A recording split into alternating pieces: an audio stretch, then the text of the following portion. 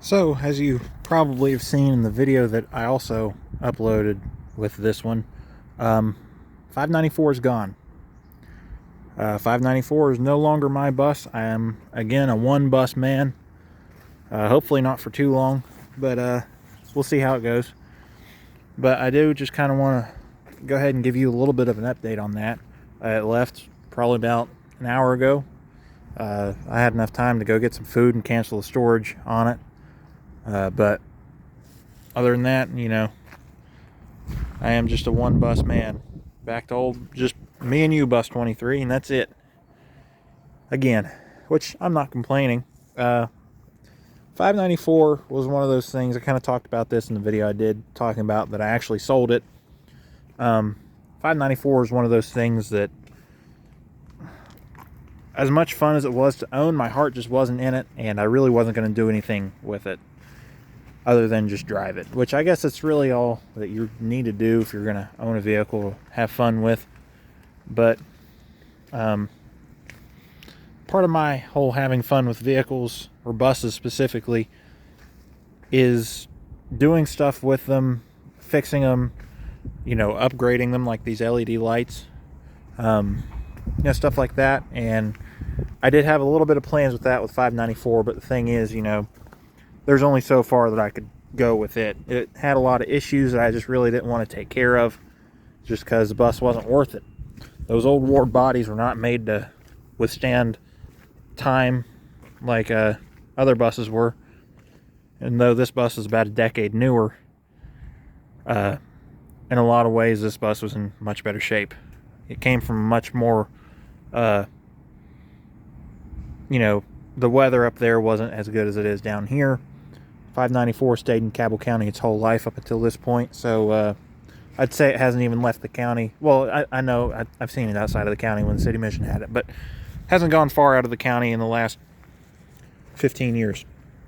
So this one was from a much rougher part of the state, a lot more snow and ice, and the main important thing, salt. And it's still in much better shape. It aged faster than 594 because of the salt and the rust, but it's still in much better shape in a lot of ways. So 594 was just one of those things that I was pretty much just keeping around and didn't need to keep around. I do miss having a mechanical 466. That was really cool. But I just hit my head. But there is something I have in the works that helped me feel a lot better about that. So I said in the video about it, being sold, that the guy was going to use it as dry storage. I'd say it's actually probably going to be the case in the end. He told me today when he picked it up that he changed his mind. He's actually going to put a 6+1 Spicer in it, since he's taking the transmission out for another truck.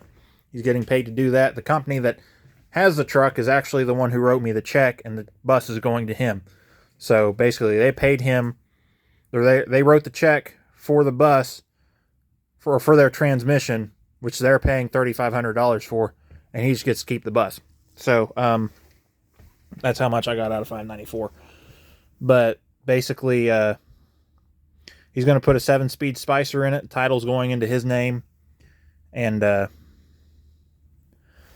he's going to convert it into a motorhome. Though he was showing me a lot of pictures of stuff that he's already got. He's got like a 60s Mack. He's got a Peterbilt. He's got an international service truck. It's basically the size of a school bus. It's a crew cab with a very, very long service bed on it. That's basically what he uses. He's a mobile mechanic. But he's got that. He's got plenty of pickup trucks. He's got a lot of projects that haven't been completed yet. I think 594 is going to end up parked in the field with all of those. I could be wrong, and I hope I am, but it's getting a better fighting chance at being used for something other than just sitting at a storage lot 99% of the time and being driven 300 miles a year just because I want to take it out and go around the block. It wasn't worth what I was paying for it every month. I was paying $120 in insurance, $50 for storage, and then, you know, fuel costs. So let's just say, with as little as I drove it, let's say that was $30 a month, which it probably wasn't even that, but let's just say it was $30 a month. So that's, you know, $200 a month right there that I'm spending on something that I'm not even really using that much. 23 is a different case because, well, I actually do drive this one. I've taken it on long trips. I prefer driving this one over 594. This one's a much better experience. But you know, I pay about, I don't pay quite that much. My insurance is cheaper because the provider that I have had me take the seats out. Haven't switched over yet because I don't have seats in here, so I'm not going to pay the extra insurance costs if I don't have the seats in here. But excuse me, I basically, $594 was just sitting here costing me money that I didn't need to be spending. I'd rather be spending that money on another bus that I'd rather have. So I haven't won any auctions yet. I haven't bought anything yet, but there is something that is kind of,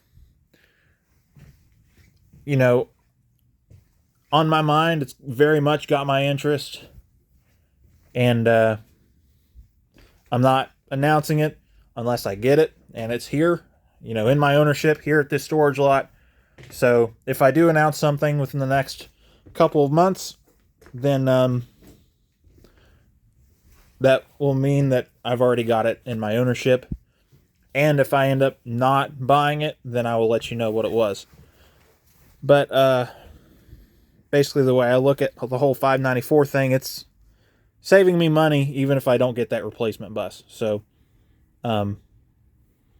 yeah, it was just time for it to go, and I'm glad I got to own it. I don't regret buying it. I think I've only regretted it once in my ownership with it, and that was really, it wasn't that bad. But overall, looking back at it, I'm glad I bought it. I'm glad I had the experience. I'm glad I drove it. You know, I'm glad I had my fun with it. I'm only in the red about $200, which I'd say I got that much enjoyment out of it. So really, I probably broke even, if not made a little bit of profit just for the enjoyment factor. So it taught me a lot, especially, you know, make sure it's really something you want before you buy it. I thought it was something I wanted, but it definitely wasn't. So, you know what? We'll go ahead and do a start on 23 just because we can. It's the temperature's in the 50s today, and my keys are stuck in my hand, so I got to swap hands and phones. But, yeah.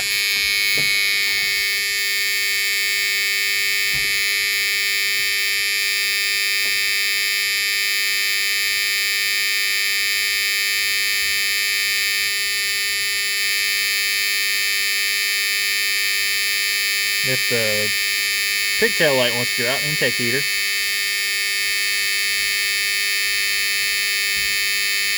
I'm going to pause it, but then as soon as I pause it, it's going to go out. So I'll go ahead and pause it. Oh, never mind. I'm not going to pause it.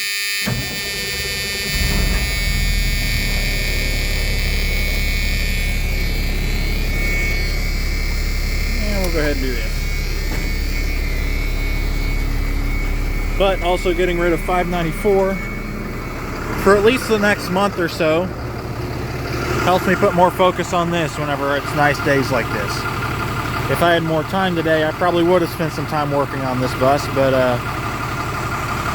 you know, it is what it is. I got about probably an hour and a half before I need to go back and do my bus run, so there's not really a whole lot of time to do anything that I want to do, like hook up those turn signals or anything like that, turn signals in the headlights. But I mean, there's plenty of things that I can do to still keep me occupied and keep income coming in as far as AdSense, which really isn't that much, meaning that there's still plenty of stuff that I can do videos on. I think 23 just burped. I don't know what that was. Better go check that. I think that sounds fine now, but Kind of sounded like it revved itself a little bit. Well, nothing's dangling, nothing's leaking bad. But yeah, this video is way too long. Anyways, I just wanted to go over some of that stuff again. I know a lot of it's just repeating what I'd said in the video saying that I sold it. But, I thought it kind of sounded like it's going to go into high idle. Going to pull a Noah. But, yeah, that's going to be it. Thanks for watching.